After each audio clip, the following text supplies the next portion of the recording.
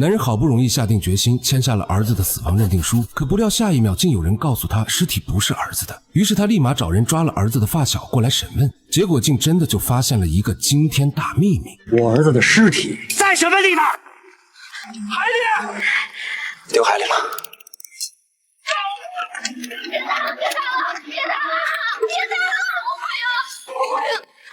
我毁了马可的孩子。原来当天马凯将夏雪强奸后，正准备提裤子回家的时候，竟不料被赶下来的陆明看见，于是二话不说就冲过去将其撞飞，并跟夏雪联手将马凯杀害。与此同时，马凯负责的工厂刚好发生了爆炸，所以导致大家都误以为一具烧焦的尸体就是马凯，这不禁让刚杀了人的几人悬着的心终于放了下来。然而好景不长，很快夏雪就发现自己怀上了马凯的孩子。起初她本打算去小诊所打掉孩子，可不料当她看到医生换手术服的时候，竟突然回想到了马凯。恶心的她立马跑到屋外狂吐不止，无奈的她也只好暂时放弃了这个念头。却没想到她刚想离开，就发现有几个混混在跟踪自己，于是她立马转头就跑出了巷子，并打了一辆出租车回家。我被人跟踪了，是不是被发现了？难道是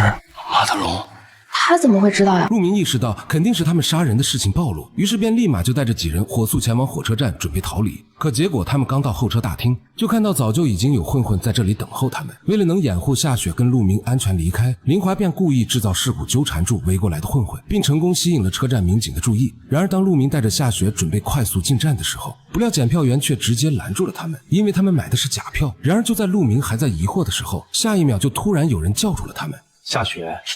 马总想见见二位，跟我走一趟。你们俩干过什么脏事儿，自己心里清楚吧，就别再麻烦警察了。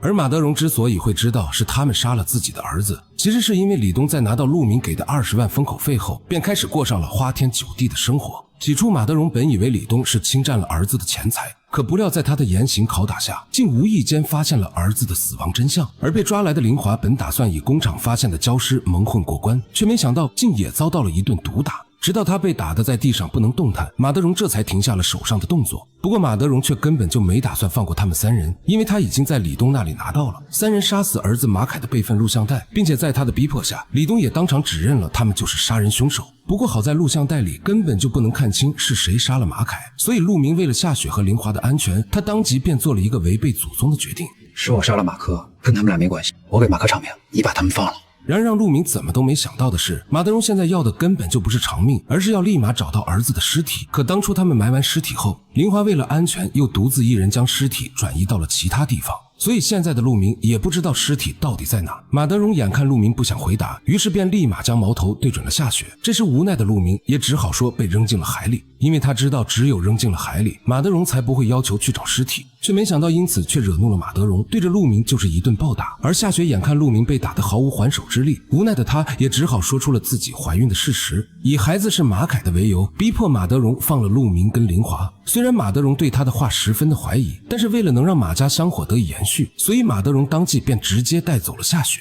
并且立马就安排了最好的妇产科医院做检查。虽然最终的结果显示孩子确实是马凯的，但在一次秘书侯军带夏雪做产检时，一直跟在他们身后的陆明突然出现，并成功在马德荣的眼皮子底下将夏雪带走了。紧接着两人便坐上火车准备逃离这里。然而马德荣在得知夏雪逃跑后却一点也不担心，因为他早就让人将林华给监控了起来，所以只要林华还在自己手上，逃跑的两人就不敢把肚子里的孩子怎么样。而结果也正如他所料，很快他就接到了夏雪打来的电话。我会遵守我们的约定，把孩子生下来，我在那儿别管，但你要做到你答应过我们的事儿。